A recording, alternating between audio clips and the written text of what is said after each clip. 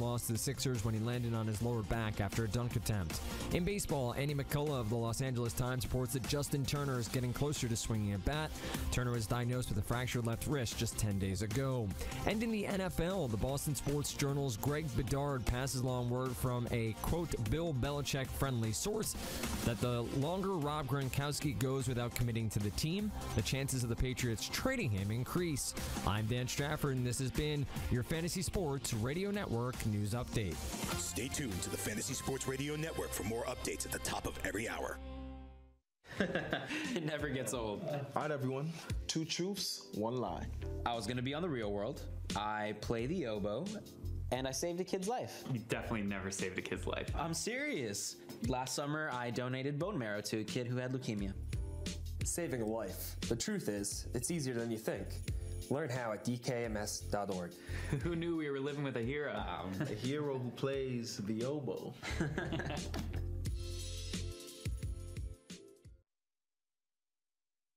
It's Carton and Friends. Governor Christie, our first ever guest on Carton and Friends. Is the Christie family more into the Meet the Mets song or into the Curly Shuffle? Meet the Mets. Meet the Mets. Greet the Mets. Step right up and meet the Mets. Bring your kiddies, bring your wives. Guaranteed to have the time of your life because the Mets are really sucking that ball. Weekdays, 9 a.m. to 1 p.m. Eastern on FNTSY Radio and on your popular podcast providers. The sun can make your outdoor deck and patio space so hot and uncomfortable you can't use it. But now there's the Sunsetter Retractable Awning. A Sunsetter Retractable Awning opens and closes in just 60 seconds, and it keeps your patio about 20 degrees cooler. It provides instant shade and protection from the sun's harmful rays. You can get your Sunsetter for as little as $5.99 when you call now to get your special $200 discount certificate and free awning idea kit. You're going to love your Sunsetter Retractable Awning. Sunsetter awnings are assembled in America and guaranteed to last for years. So call 800-869-5446 now to get a free awning idea kit with DVD, plus your $200 Sunsetter discount certificate. This is a limited time offer, so call 800-869-5446 now. That's 800-869-5446 for your free awning idea kit with DVD and $200 discount certificate. There's no obligation, so call 800-869-5446 now. With ThermoSpa's unique built-in thermofiltration system, you simply fill it with a garden hose and your water stays crystal clear with very little maintenance. Right now, they're offering 0% APR financing with approved credit and a $1,250 savings coupon. Call ThermoSpas today at 800-603-6422 for your free DVD videos and brochure. That's 800-603-6422. Call 800-603-6422 today to take advantage of 0% APR financing. Join the family at Modell Sporting Goods. Visit your nearest Modell's and sign up for our MVP Rewards program to receive insider deals all year round. Earn points on every purchase when you use your MVP card to earn Modell's cash back. It's our way of thanking you for being a loyal customer. Upon signing up, receive 10% off your purchase and 15% off your next purchase. It's that simple. Plus, new MVPs this month are eligible to win a $500 Modell's gift card. When you gotta play more and pay less, you gotta go to Moe's. You're listening to the Fantasy Sports Radio Network. Fantasy Best Friends Forever. Oh, wow. You really crushed this thing.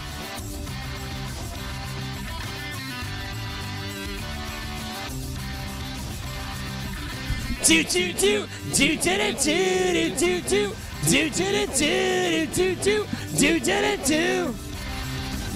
Yeah! This is the Fantasy Best Friends Forever here on the Fantasy Sports Radio Network. Alongside Frankie Stanfield, back up here for the last time in a week. It's Hot Honey Michael Florio, who's off to Amsterdam and London to propose. We think. We think. We hope. We hope. Yes. But crushed it. Right. I will be in Amsterdam and London. I'm going to the Met game tomorrow. I'm super excited for this weekend. You know what's going to suck? When you come back. Oh, yeah. No, but the one good thing is, when I come back, it's WrestleMania. Oh, you're going to stay up for it. It's like a 7-hour event. No, I will. Really? Yeah. At least I will try. I will. I don't know if I can guarantee that I will. So what's really good is like you don't have to come to work the next day until like noon is when your shift starts. That's like super helpful. Yes, that is a huge component in why I would be staying up to watch WrestleMania. Right, but then when you're here till like 7, 8 o'clock. Really, European, like in London and Amsterdam, it's like midnight. It's like, no, it's past that. It's like 1, 2 o'clock in the morning. Yeah. So you're gonna be all effed up. What's the time difference? So when I was there, it's 6 hours. I don't know if daylight savings. I think it is 5 now. 5 in Amsterdam and 6 in London, or vice versa. Okay, so that makes sense. It's vice versa. It's 5 in London, 6 in Amsterdam. That's what I thought. So all right, so you have 5, 6 hours. So it's a little bit. So hopefully your head's all not screwed up. When I'm going home at night, I'll be able to put on the Met game on my phone and watch like the end of the game or the beginning of the game, I guess, where it's really like 1 a.m. there. That'll be You're probably cool. not going to do that. You're probably just I probably will. Really?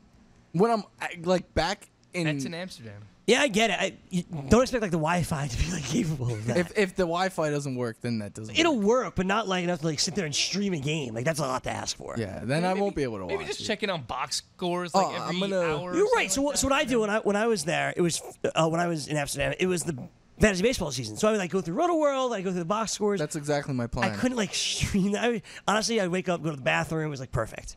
Because like when you wake up in the morning, it's the middle of the night, so all the games are over. Yeah. But what's really hard is when you're checking the scores. It's like, oh, this game doesn't start till like 3 a.m. You're like, what? But it's because of the time difference. You gotta pay attention. I'm not gonna get used to it at all the entire time I'm there. Mike, are you gonna ever try? I'm sorry, Frankie. Sorry? Are you gonna try to like FaceTime in like I did? That's what I was gonna ask you. What time would that be there? So depending on where you are, 7 p.m., 8 p.m. before you go to dinner. It all depends on if I am somewhere with Wi-Fi. If I'm somewhere with Wi-Fi, I will 100% try. But my theoretically, you can do it before you go to dinner. I don't know what time. We have like list of things to do every day. Hopefully, you have like a late dinner schedule. I do that in Europe a lot. Late dinners. So like me, if I am somewhere while the show is on where I have Wi-Fi, I will FaceTime. All right. But if I'm out, I won't have service. You guys just have to give me a pass on that. That's cool. I did have a special request. If you are able to FaceTime in, I just want you to be like as blitzed as possible. Just up on the screen, like people are like, "Yo, what there's up?" probably a good chance that's gonna happen. But and also, don't die, please, because we need you. That is also part of the plan. Dying? No, not dying. Oh, all right. It would be a pretty grim plan if that was. Yeah, my plan is to just go get and super die. hammered in Amsterdam and just not make it back. So let's get into some opening day baseball stuff. Oh, hold on, I gotta see if Nick Castellanos got a hit first. He did not. He's probably the only one in the Tigers lineup who doesn't have it. That's what it feels like. Second day in a row. That's what it feels like. He does not have a hit. Well, not really the second day in a row because he didn't play yesterday. No, because yesterday I had Lewis Brinson go 0 for 5 when everyone was 0 for 6 when everybody else had a hit. So you're dropping Nick Castellanos now? No, it's his first day. I'll pick him up. You get a day. You don't get. He reached on a fielding error. Oh, so maybe he's he'll on first base. He can steal a base, score a run. Probably not going to steal a base, but very likely that he'll score a run because Ivan Nova is sucking. All right, so he's on base. All right, that's cool. Let's talk about some stuff from yesterday, guys. In particular, I want to discuss this moron, Gabe Kapler, who, let's remember, right? Gabe Kapler was the dude that was involved in every single managerial opening for the last 2 years. Oh, granted, a double play, Mikey Maddock. So Gabe Kapler was involved in every single managerial opening that there was, right? Ultimately, he didn't get one a couple years ago. He was a favorite for the Dodgers job. It was Kapler or Dave Roberts. All these players push for Roberts. He gets the job. Kapler goes as a special advisor to Andrew Friedman and the rest of the crew out there in L.A. It was only a matter of time before Kapler got a job. Ultimately, he ends up with Philadelphia. Fine, makes sense. Big analytical guy, really smart guy. He wrote for when Fox Sports had that like extra arm of like baseball stuff that Ken Rosenthal was running with J.P. Morosi and a bunch of other guys. Gabe Kapler was part of that. Like, all right, that's pretty cool. So I thought he would be a normal guy. Like Aaron Boone's a big analytics guy as a manager, so I felt pretty comfortable that Kapler would be fine. Normal. We as fans wouldn't notice a difference. It took like an hour for us to be like, what the F is this effing moron doing? Not even an hour, Greg. Before the game. Right. We were like, Gabe Kapler. You take Odubel Herrera out of the lineup for reasons we do not know. What, because Aaron Nola is a ground ball pitcher? We were joking about it yesterday. What, Odubel Herrera can't field grounders in the outfield?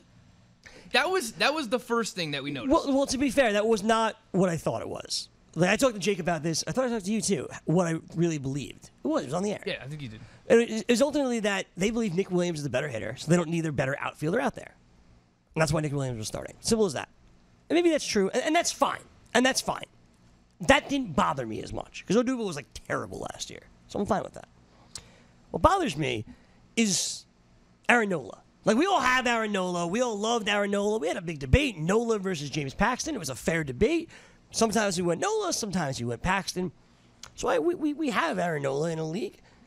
And great, he's pitching awesome. Through 68 pitches, he's got working on a shutout, cruising toward that quality start. Yeah. Gone. Out of the game.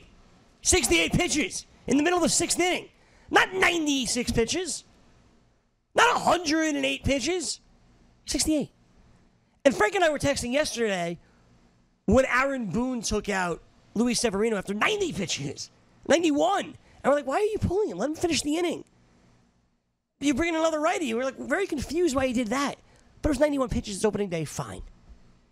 68 pitches for Aaron Nola. The Yankees have what's called a super bullpen. The Phillies don't. The Phillies don't have a bullpen. You know who they pulled him for? Hobie Milner or Hobby Milner. I don't even know. I don't know who that is. To play matchups, to quote unquote play matchups. Do you know what Hobie Miller did? The next pitch, Greg? Tell me. Give up a 2-run home run to Freddie Freeman. And that sparked the comeback for the Atlanta Braves, who would ultimately win this game. It wasn't like Nola was struggling, the bases were loaded, and he was walking all these dudes. It's a guy on base. Who cares?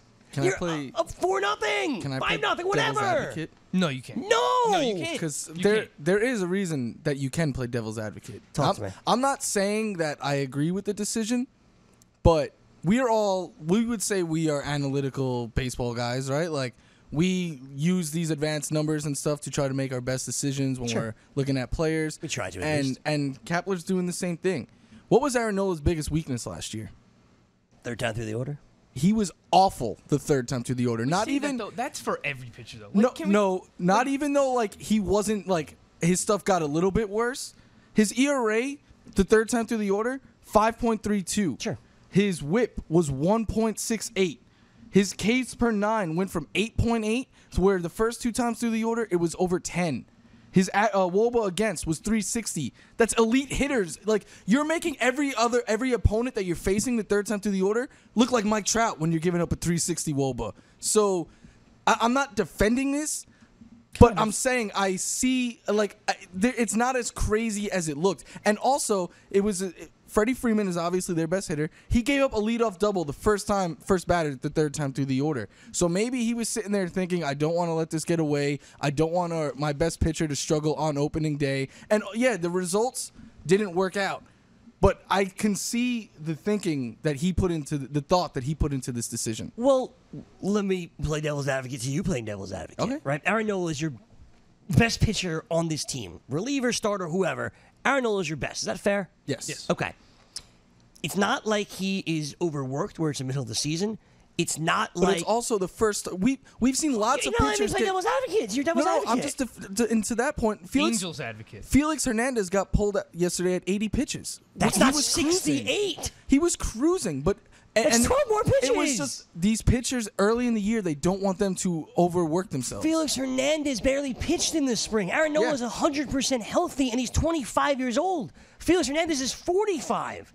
So he's your age. Right. So Aaron Nola, if he's your best pitcher and he's your ace, and you're absolutely right how much he struggled last year, but the dude's 24 years old. This is his third major professional season. Like, this dude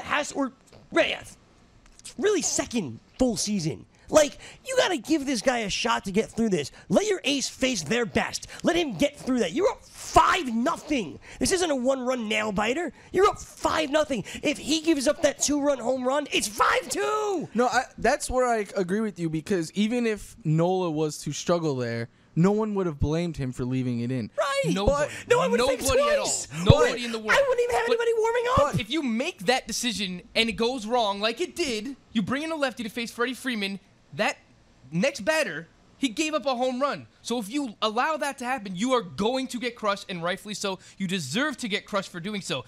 you're right. If you leave Aaron Nola in there and he gives up a 2-run homer to Freddie Freeman, we're not crushing you for that. But should it? We're not. But here's the thing, Greg. I know you call people out for this all the time. Definitely. Should like managers be like rewarded for doing things just based on what the media and what other and fans are going to say? I don't think so. Of course not. I think they should be proactive in trying to win a game. And if his by the numbers told him the best thing for me to do here to put my team in a position to win is to bring in a lefty and not let Aaron Nola go a third time through the order, I can get that. That's all. I'm not saying I agree with the decision, but I can understand the thinking that went into it.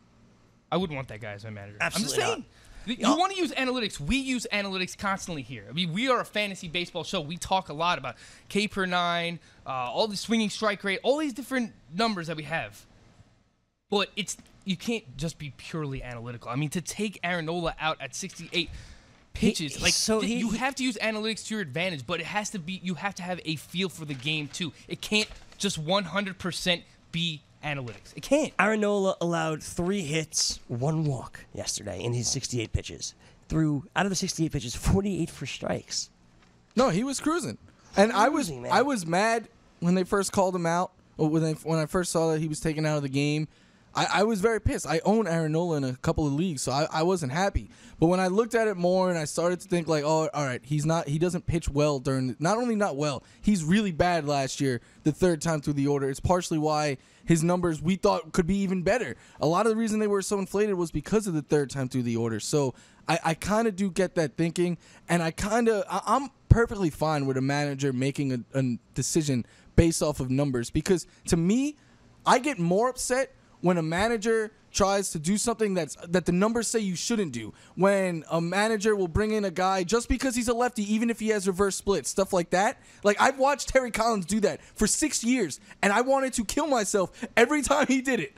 Like, I hated watching him do it. So if I have a manager who says I'm going to go by the numbers first, and that's how I'm going to manage his team, I'd rather that personally. All right, so that's Joe Girardi, right? Like, that's Joe Girardi. And I think Joe Girardi was a great manager. Going by his binder. There has to be some sort of feel. There has to be some sort of feel. When your starting pitcher and your ace throws 68 pitches on opening day, not the 5th game of the World Series, right? It's opening day. You planned on, in this game, if everything went well, using your best 5 relievers then. Yeah, but come on. But here's the thing.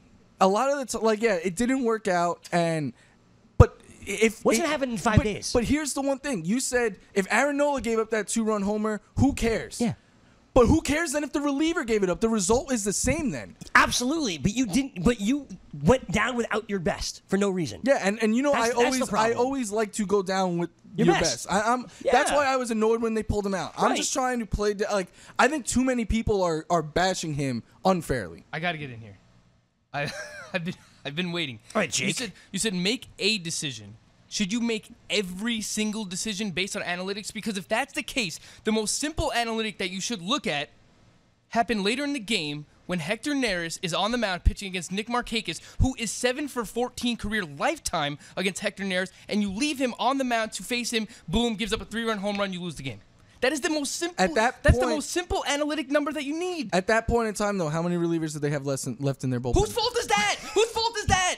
You would have had a lefty right there to face Nick Markakis with the game on the line, with 2 runners on base, lefty on lefty matchup. But no, you bring in a lefty to face Freddie Freeman with 68 pitches for Aaron Nola. That's it. That's all you need to know. Gabe Kapler, you are an idiot for opening day. You are the idiot of opening day. He also talking about shifts, right? Like he did 4 outfielders, 3 infield on the right side for Ryan Flaherty. This isn't like. But so, this isn't Freddie Freeman. This is Ryan Flaherty. It's easy to look at decisions and nitpick, but if the numbers tell you, hey, Ryan Flaherty is going to hit the ball into this shift more times than not, why not? Just because it's Ryan Flaherty, should we throw the numbers away? When it's not, should we Freddie bash Freeman? the Angels? He bunted. Should we bash the Angels? He bunted and walked to first base. Should we bash the Angels for how they lost too? Then should we do that? Yeah, sure. We'll do that. So we can do that when we come back if you want. Okay. All right. So we should just bash anyone for trying anything different than how baseball's been played for 100 years. When you're taking out your best player after 68 pitches? Yeah, I think it's fair. Mm-hmm. It's Fantasy Best Friends Forever. We'll rile it up on a Friday. Stick around.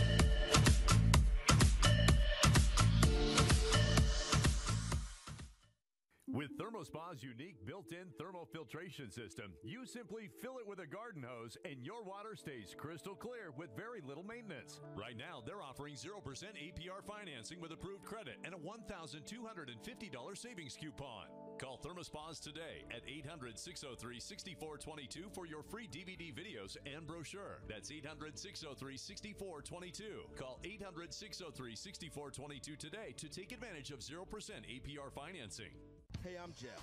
Look, I'm just a skeleton. I don't have an ACL anymore, but I'd still like to know what it means when one of my fantasy players sprains his. That's why I use the Inside Injuries app. It was created by real doctors, so you're getting information directly from people who have seen, touched, and operated on actual ACLs. Take it from me, a skeleton. If you aren't using it, you might as well just be guessing. Download the free app today and unlock the secrets of injury analysis. It's Carton and Friends. And who's the fourth one? The fourth Beatle. Neither one of you know. The fourth Beatle is, I don't know who the fourth Beatle is either. I can take a pound, I can take, no, pause. I can take a hammer in behind this, but we've been through this already with the fourth Beatle. Can you back up 7 seconds? You were about to say you could take something else. I can take a what?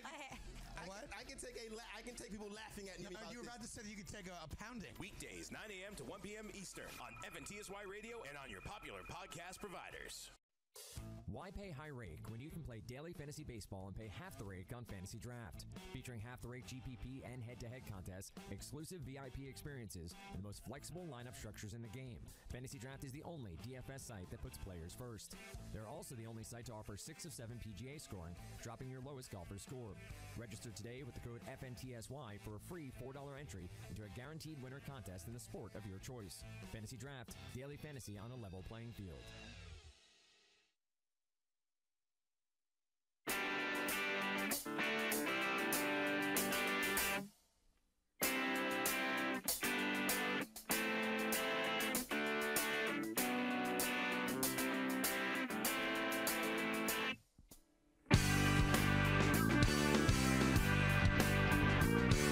All right, so rookie managers all being idiots, right? That's kind of what we're talking about. Outside of Aaron Boone, That's a theme. We didn't like. In all fairness, Yankee fans, we didn't like him taking out Severino. So I mean, same Mickey issue. Callaway did a great job yesterday. Yeah, no problem, Mickey Callaway. Yesterday was how the Mets want to draw up every single game. Have your starter go 6, then bring in Gazelman, and then you go to your late inning guys. Perfect. It was a great game for the Mets yesterday and Yankees. New York won 2-0. 2-0. There we go. Awesome. Let it happen like that all year. Boston. Let's start there with Alex Cora. So that worked out well. His bullpen blew it. Like blew chunks. He had a brutal day. Did he though? Yeah. You know why? Who's the best pitcher on this team outside of Chris Sale? Greg Kimbrough. Did you see Craig Kimbrough warm up at any point in this game? He went. It was Carson Smith in the 8th who blew it up, and that is what worked last year, and that is what's going. They're planned for this year. So what about the analytics that say Craig Kimbrough should be probably warming up again in the game before the game's over? But so here's using your argument against you there. Then you wouldn't have him for the 9th. But he blew up 6. He had 6 runs in the 8th. Yes. You could bring him in at some point in the 8th. It got out of hand real. I don't know if you. It got out of hand. It wasn't like, oh, run here, run here, run here, run here. It was like he was in a jam, and before you know it, the lead was gone. To me, it's, I mean, I'm pretty pumped about it. No, I'm pumped about it also. I just thought it was a mistake by Alex Cora not warming up Craig Kimbrough at some point. But if he used him in the 8th and then he blew it in the 9th, you would be calling him out for that. I don't think so. I think he had to put it on fire. You got to at least warm him up, right? I think that's at some point. That's what I'm saying. All right, next rookie manager issue. It's Dave Martinez. This one's bad. Oh no! Oh, this is the one that gets you all riled up. Not the Aaron Nola thing. This is the one that gets you riled up. What if the analytics say that he's like he's Aaron at his Nola best in the 6th spot? But I just tried to play devil's advocate there, and you guys didn't like it at all. We're playing Angel's advocate on this side of the table. Trusted. Yep. Trey Turner, the pretty arguably number 4 overall pick in fantasy. It's number 3 for some people, number 1 for some people. I saw. Trey Turner is not batting leadoff as we were kind of used to, or we're batting 2nd even. Trey Turner's batting 6th in Dave Martinez's lineup. Now, we had heard last year, remember, with Dusty Baker, that there was a chance that he would bat Jason Worth 2nd and Trey Turner 6th. We all freaked out the last week of spring training. Opening day, where was Trey Turner? Batting 2nd. And you're like, all right, cool. All is well. Today, without any warning, there's Trey Turner batting 6th with Howard Kendrick batting 5th. Defend your boy. No. There was warning about this though. Like there was an article on Monday or Tuesday, I missed that then. And said like he didn't get to use the lineup he might use on opening day, and it had Trey Turner hitting 6th in it. And he says he doesn't expect to use this all season long, apparently. But this is just dumb. Like in my opinion, first of all, I told Frank I don't think the Nationals are on the top of the lineup have to worry about the whole lefty righty thing because they have 4 or 5 legit top major league hitters, all-star caliber hitters who can hit lefty and righties. Trey Turner, I don't worry about him not being able to hit a lefty. Same thing with Bryce Harper. I don't worry about Adam Eaton or Rendon or any of those guys. Put your best lineup out there, and Trey Turner should be at the top. He is the one who sets the lineup. He is not a middle-of-the-order, try to drive guys in kind of bat. And career-wise, he has 32 plate appearances in the major league level, hitting lower than second. So you're asking him to do something that he hasn't done at the major league level, and you're taking him out of a position in which we've seen him thrive. Thrive so much that people took him over Bryce Harper in fantasy drafts. So I don't get it at all. And outside of the leadoff spot, he has 3 career stolen bases. In the leadoff spot, 78. And I know it's all small sample size, both in the leadoff spot and even smaller outside of it. But when I see the type of success that he's had hitting at the top of the order, why in God's name would I want to mess with that? Yeah, I agree 100%. There's nothing I can do here to debate. I can't play devil's advocate. The fact that angel's advocate. Even Howie Kendrick is hitting up ahead of him, like it doesn't make sense. Just put Trey Turner 1 or 2 and then drop Rendon to 4, have Ryan Zimmerman hit 5. You leave Bryce Harper where he is at 3, and you'll be fine. Just find a way to do Adam Eaton and Trey Turner 1 and 2. Personally, I feel like Trey Turner should be first because if you hit him second, then if Adam Eaton gets on base, then you have to go for a double steal. So that's how that works out. At least if Trey Turner gets on first and then Adam Eaton's at bat, then you can still have Trey Turner try and steal second. So to me, that makes the most sense.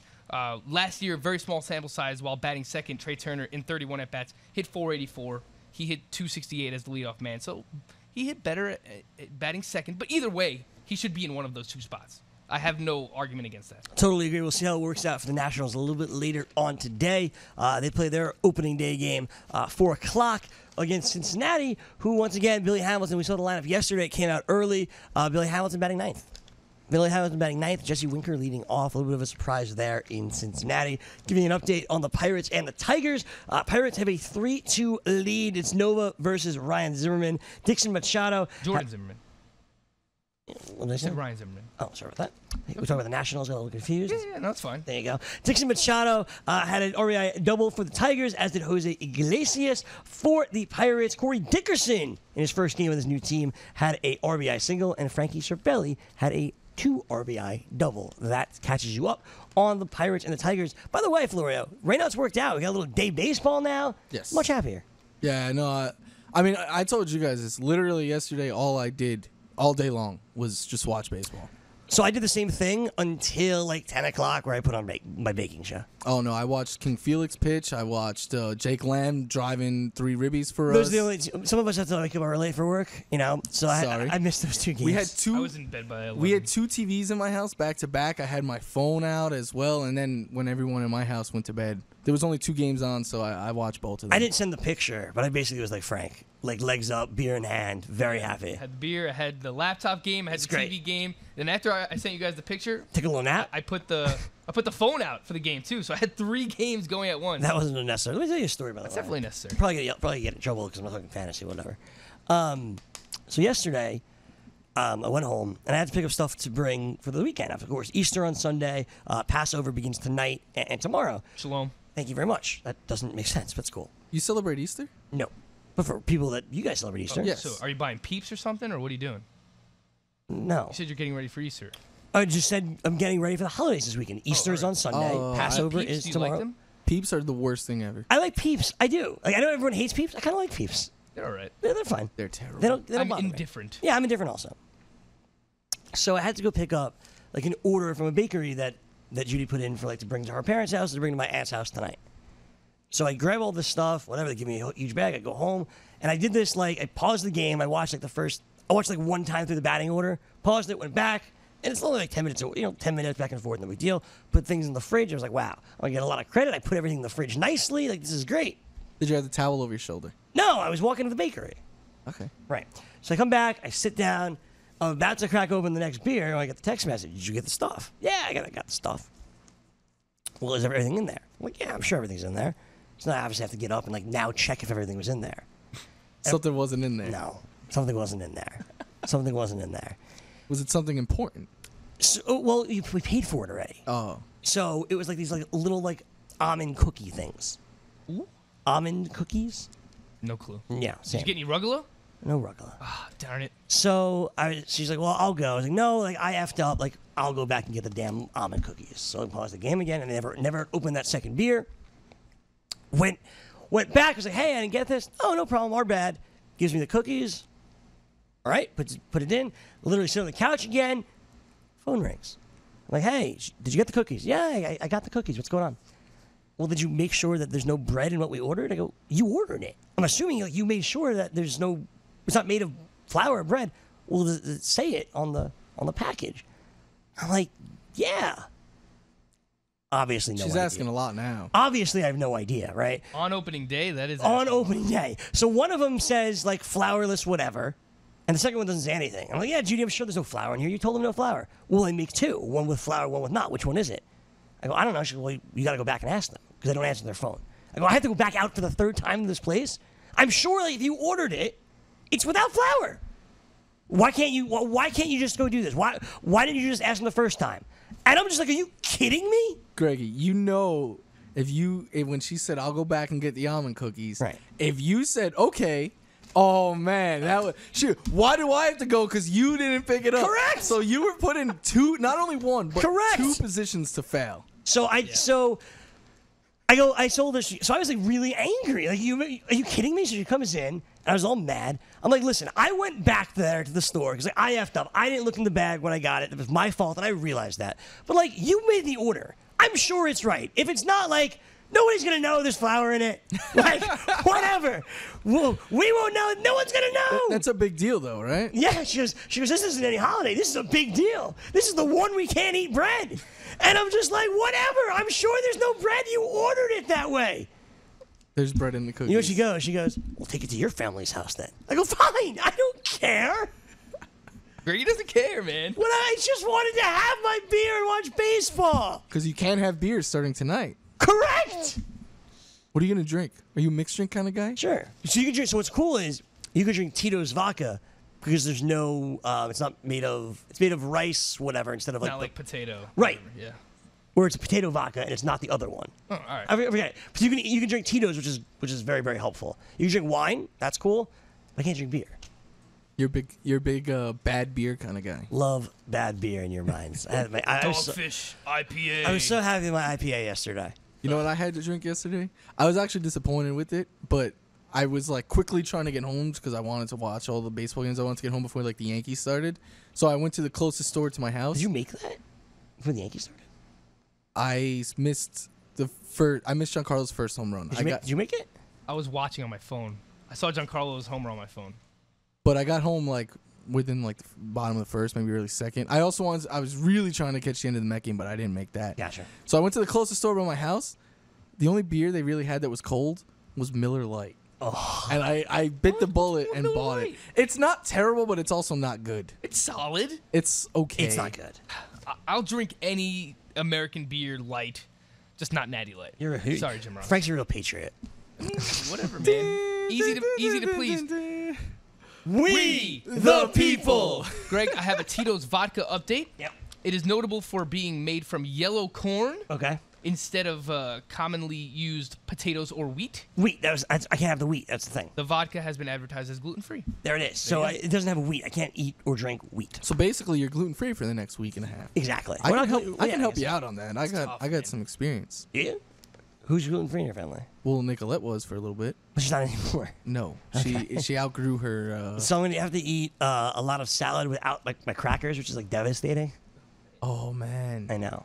I can't imagine a salad without croutons. Like, I'm already like back off the salad train, by the way, like completely off. I had a salad I hated the other day, and I'm back. The fantasy salad is back. I'm going on strike. So I'm gonna eat a lot of salad next week. I don't know what else to eat for lunch. Good thing I won't be here though. You won't see me eating the crackers. I can eat Chipotle actually. Yeah, get Chipotle. It's fine. What? The bowl. The bowl. The bowl. There's no bread in there. It's rice. Rice is fine. Really? Yeah. It's wheat you can But it's eat. like a starch, though. So it was recently added, like in recent years, they said rice and corn are allowed, basically. You can't do that. Right? You can't do that. Changing Like, I'm the not rules. saying you did it, Right, but of you course. can't Change the rules in recent I would be cool years? with it. I would be cool with it. Like if I practiced Judaism, Oh, I was thrilled. I would be cool with that. It changed But my you life. Cannot do that. It's crazy. You can't go back on it like that. You can't be like, all right, well, on Fridays during Lent, you can eat chicken. Right. You can eat chicken now, but you can't eat beef. Right, like You can't eat we're turkey. gonna interpret it this way now. What? Yeah, You it's crazy. can't do that. It's crazy. That's messed up. I agree.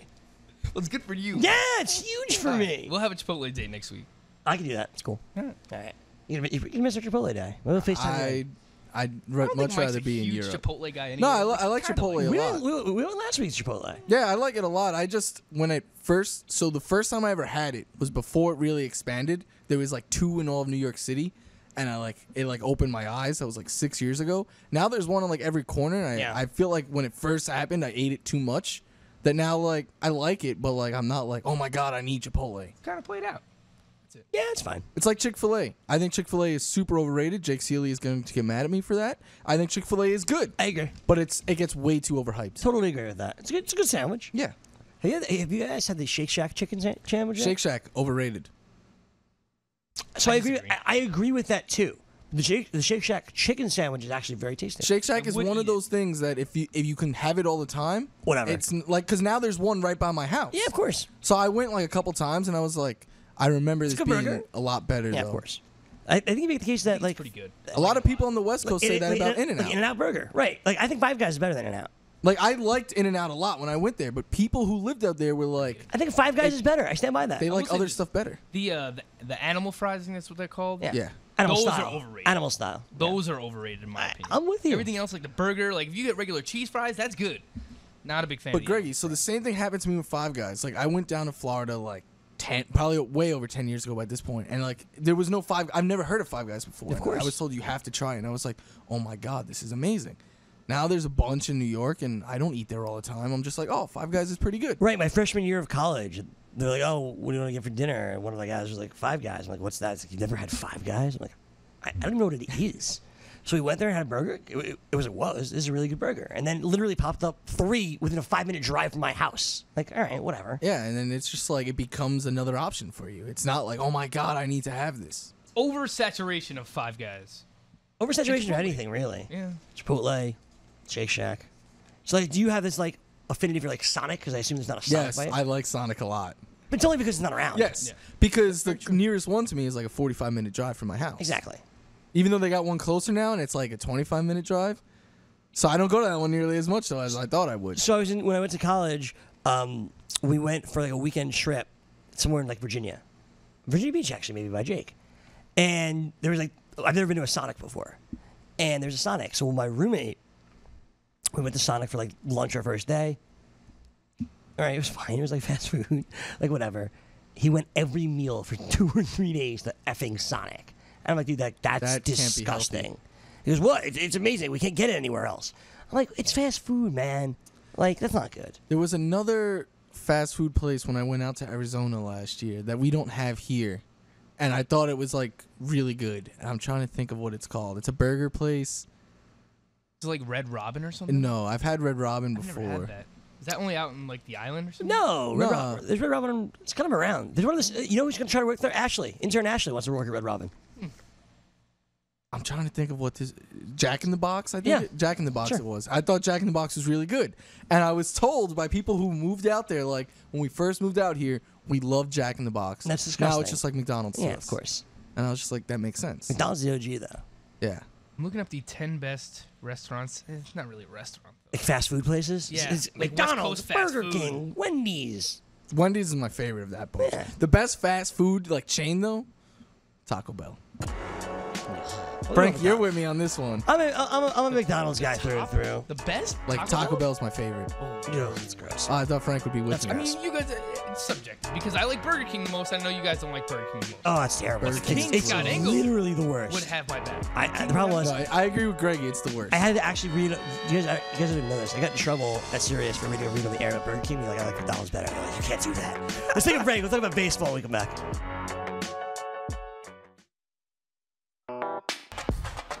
Muscle Maker Grill was made for baseball season. Muscle Maker Grill supplies you with delicious, healthy meals that will give you energy to cheer on your team week after week. Whether you're craving flavorful salad, packed wraps, or guiltless entrees, Muscle Maker Grill has you covered. Hosting a game? No problem. Our catering packages will have your whole team satisfied with flavors ranging from Italian to Tex-Mex and much, much more. Visit musclemakergrill.com for your nearest location and have a winning season. Attention all authors. Page Publishing is looking for authors. Have you written a book and want to get it published? Page Publishing will get your book into bookstores and for sale online at Amazon, Apple iTunes, and other outlets. They handle all aspects of the publishing process for you. Printing, cover art, publicity, copyright, and editing. Call 800-292-8137 now for your free author submission kit. That's 800-292-8137 for your free author submission kit. Again, that's 800-292-8137. BSO Live. The perception of T.O. didn't really start to change until they started jerking him around for the Hall of Fame. The numbers don't lie. It's top 3 everything. And if you could have, worked out some of his situations, probably would even have better numbers. Probably would have a Super Bowl ring if Donovan McNabb wasn't throwing up. Played with a broken leg in the Super Bowl. And I think Odell is headed toward that territory where he's becoming bigger than the team, than the sport. Find the BSO Live podcast on blacksportsonline.com or on any popular podcast provider. Skix sneakers are taking over tailgates and alumni homes across America. Skix canvas high top, low top, slip-on, and kids tennis style sneakers designed in officially licensed college colors and logos is a must-have for every college fan's wardrobe. Fun, fashionable, and comfortable. Whether you're at the big game or watching the game at home, Skix helps fans perform better. Go to Skix.com and use promo code FNTSY for 15% off your pair now. That's Skix.com. Skix sneakers, the soul of a true fan.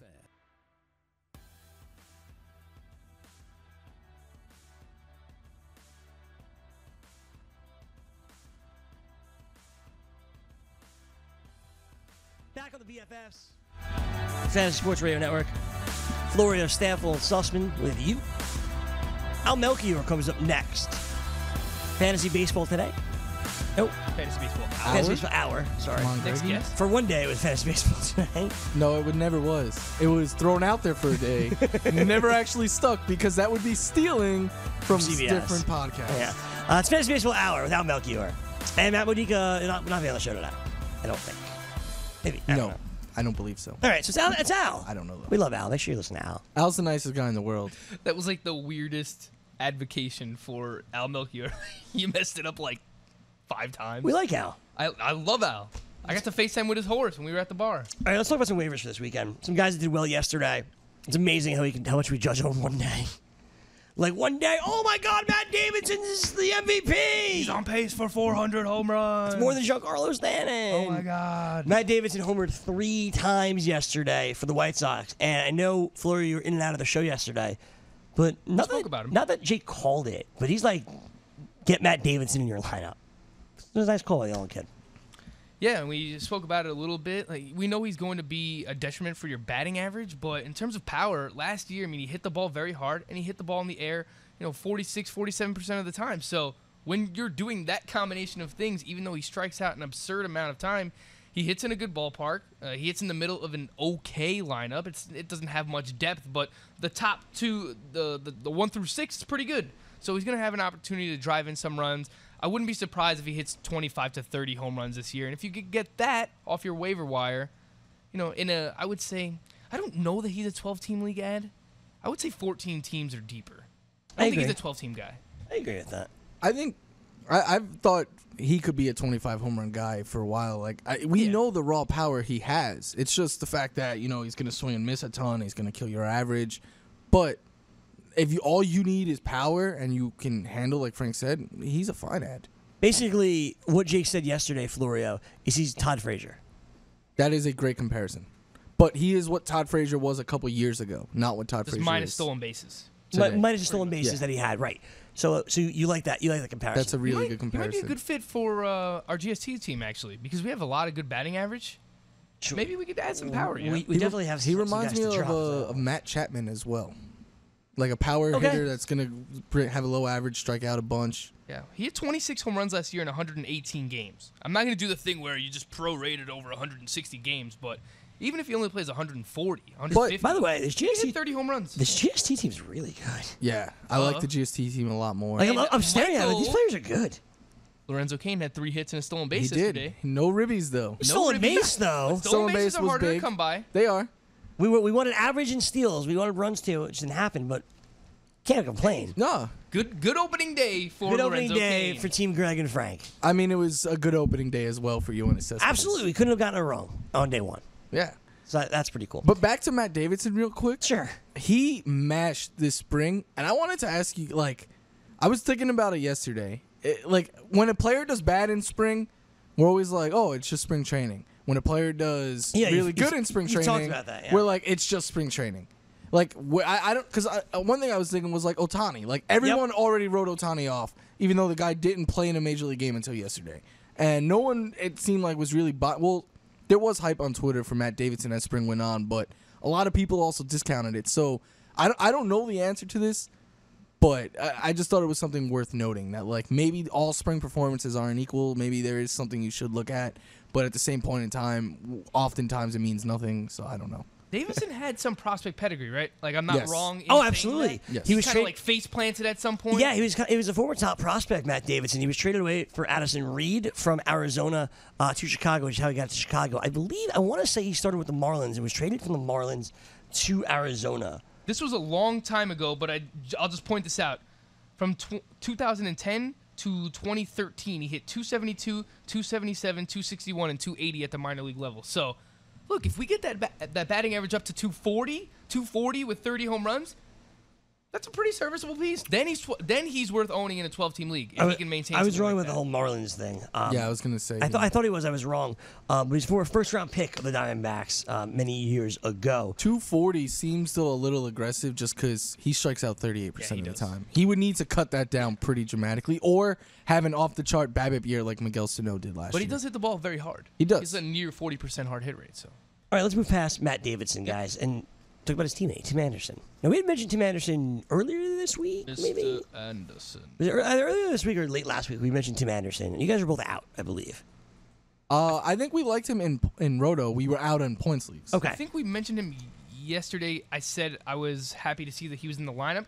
Because I wanted to bat him He leadoff. was battling an injury throughout the spring. But We said that too. He had 2 bombs yesterday also. The White Sox put up a ton of runs. I believe they won 14-7, if I remember correctly. Yes, they did. And, if he starts to buy into this fly ball revolution a little bit, he doesn't hit the ball extremely hard, but a lot of middle infielders don't really. But the fact that he's around 30% hard hit rate is solid. Last year, he hit the ball on the ground over 52% of the time. So if he ups that to, 30, 35, he already hit 17 home runs last year, Greg. So if you watch those home runs that he hit, it's only a 1-game sample again, but it was an uppercut swing. Like, both of those home runs were, like, pretty pure uppercut swings. If we get that fly ball percentage into the mid-30s, something like that, then maybe we're looking at a 2020 season out of Tim Anderson.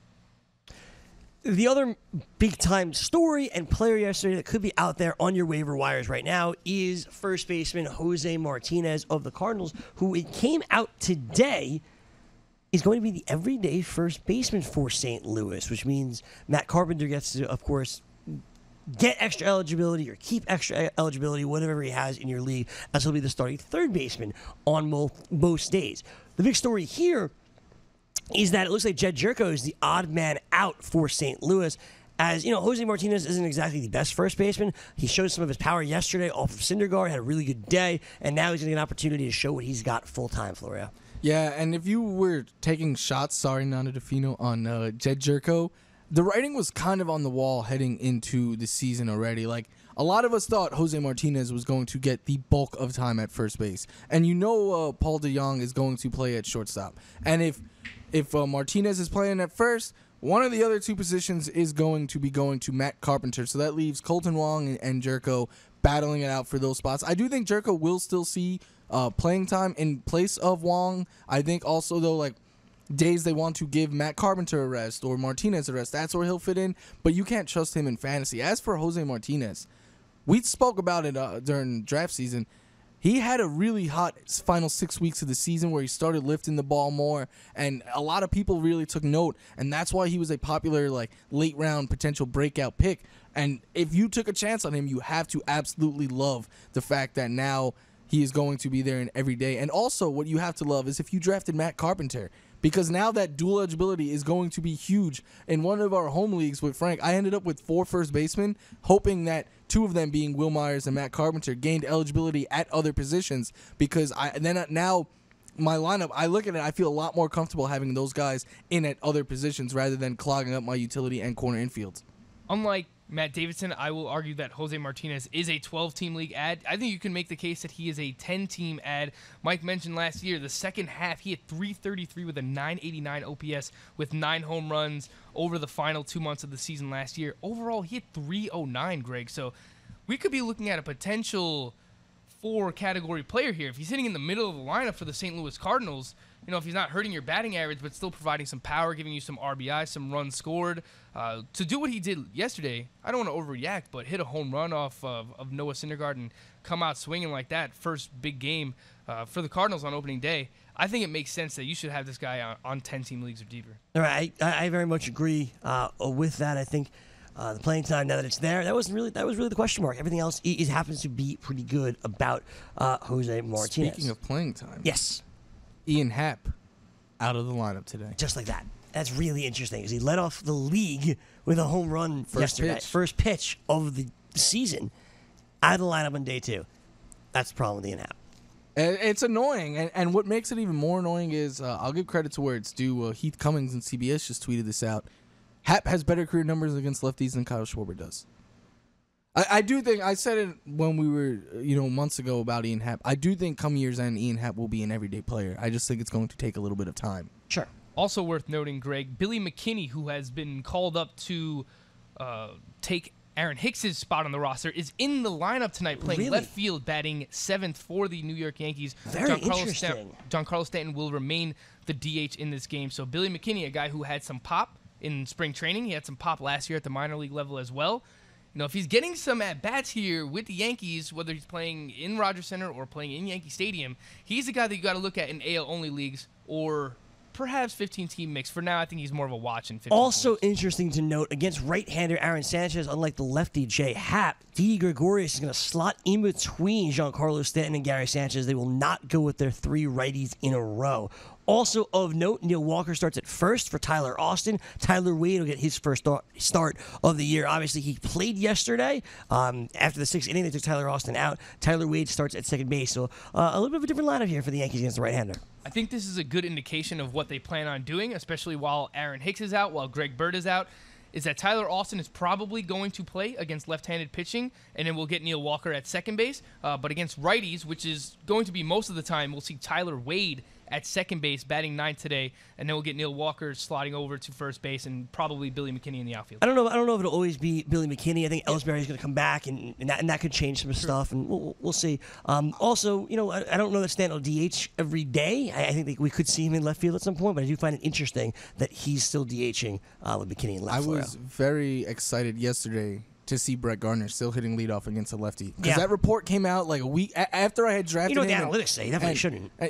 After I drafted him and spoke him up, saying that, him hitting leadoff is going to lead to him being a very valuable player this year. He's going to be underrated in drafts. And I when that report came out that against lefties, Judge might lead off, I understand why, because the high walk rate and all that. But I was very intrigued to see Brett Gardner hitting leadoff. And Greggy, your guy, well, a guy that we all like, but you were very high on him. Gregory Polanco has a stolen base. Wow! Stolen base and just scored a run on a Josh Bell single. Oh, all right. And I use him in draft. Greggy Polanco. Yeah. Who put him in there? Per your suggestion. Thank you.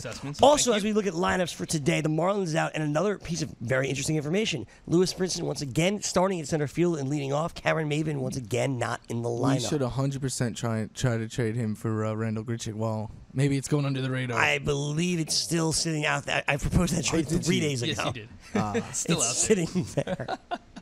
Yeah, Cameron Maybin. Disaster early for the BFFs. That's not a great pick looking back at it. No, but I know it's only 2 days, We'll turn but it around. Hey, Brian Anderson hitting in the middle of the lineup. We'll get a chance to pick him up. Surprised to see Garrett Cooper get the start the second day in a row in right field. No Cameron Maven. Very surprising. Even against a righty, too. We thought maybe yesterday was only against It's a John lefty, Lester. yep. So he's a right-handed bat. You thought you're just getting him out there against John Lester, the lefty. But even with Kyle Hendricks on the mound today, we are getting Garrett Cooper in the outfield, a Nando DeFino guy.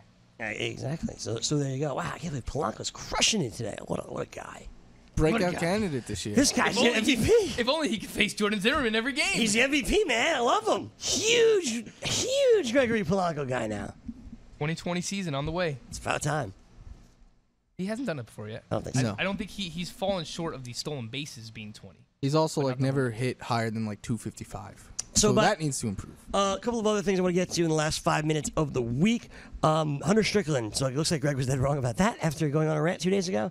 So awesome. I was kind of like the middleman, but Mike was the guy. Mike was the guy. Hunter Strickland, the closer for San I'm not Francisco. gonna lie, you guys were the ones. I didn't see the report that he was pitching in the ninth, and then you guys wrote it. You texted us, and I was like, yes. So I saw it. I was like, I'm not gonna say anything. And then you pull a Frank. He's not going to answer the text message. And then Frank immediately sent it out and like, that was literally my response. I watched that, and I watched Edwin Diaz last night very closely because I didn't want any of them to blow it. Edwin Diaz, man, he hit a batter, walked a batter, allowed 2 steals, and struck out the side. You could not get a more Edwin Diaz-esque appearance than last night. Dude, I'm telling you, man. He doesn't suck. It's going to be a roller coaster ride to watch Edwin Diaz this year, man. You guys pick it up. We talked on FST about Hunter Strickland, Keone Aquila, How much fab? Greg Holland, and Brad Boxberger. I think for Hunter Strickland, you're going to pay like $30. Which I personally, 30%? Yeah. I don't know if I'd want to do that. I'm not saying I would either, but I think that's what it costs. I said 25% the other day for Boxberger, but that's because we know he's going to have the job. Like, what happens if Melanson returns? I don't think that. Melanson's not coming back anytime soon. Correct. That's number one. But my biggest concern is like, if Hunter Strickland has a bad outing, sure, are they going to make the switch then? Sam And then if Sam Dyson has a bad outing, are they going to make another switch? I'll say this though, and Nando brought it up. Bruce Bochy wasn't like, well, we're going to mix and match in the 9th inning. It was more Hunter Strickland's the closer. I was like, oh, Bruce that's Bochy is an old school manager who wants a set closer every day. 100%. And so there is something to be said for that. So yeah, exactly. He's available in both leagues. We're going to have to figure out what we want to do. Well, we have to look at our closers. Well, we have 3 closers in one league, so we shouldn't blow. So I'm looking at GST. The Gotham Diamond District. We could use Iglesias, another right, closer, especially because we have Hector Neris, so we don't know what's going to happen with that now. That was my next question, right? Hector Neris gets blown up yesterday, and already they were saying we don't know if that's the closer. That one I'm real nervous I think we should put a speculative claim Pat in Neshek? on Pat Neshek. He was unavailable yesterday. Perhaps he would have been the guy in there with the game in extra innings. It wouldn't have been Hector Neris, but we won't know because he was dealing with a lat issue yesterday, so he was unavailable. I say we throw a sneaky bid out there for him just to make sure we have him in case that becomes a handcuff situation where you don't know if it's Neris or Neshek. I looked at Phillies bullpen. I don't really see anybody else who can take over that job. But again, it's Gabe Kapler, so he'll do whatever the analytics tell him to do. I'm thinking probably 22 to 25% on Hunter Strickland. I think like a $225 bid out of 1,000 or $235, something in that range. That's just my preliminary analysis. It'll definitely have to cost something like that. I'm just debating if I actually want to spend that much on him. You get a third closer, right? For the time being. For the time being. But I mean, this Melanson stuff does sound very bad. No, it does, and there's nothing good coming from this. Neris, I'm scared of too. I own him in one of our head-to-head points leagues, and he got blown up. Cost me a lot of points yesterday, and now I'm like literally looking to see if there is other relief pitchers available, like any other closer that maybe didn't get added that I can add as an insurance policy. We have about a minute remaining in the program. Answer me this. Either your biggest takeaway from opening day or what you're most looking forward to on your vacation. Oh, well, I mean, the vacation is easily what I'm most looking forward to. What about the vacation, Mike? Just the whole thing. Like, I don't know. Like, I'm looking forward to going to the Heineken Brewery. I'm looking forward to doing a lot of stuff in London. Should I drop Hector Neris for Hunter Strickland? I messed up Neris' name, but should I drop Neris for Strickland? Yes? Yes. In a points league, I would do it. Roto, I That's tough. Frank and I will be back on Monday. Mike, have a fantastic vacation. Thank you so much, guys. We'll miss you, buddy. I'll miss you guys. For Hot Honey Mike Florio and Frank Stanfield, we'll be back with Florio after he has sex with a hooker. We'll see you on Monday! We hope. Does your fantasy team suck? Maybe you need us.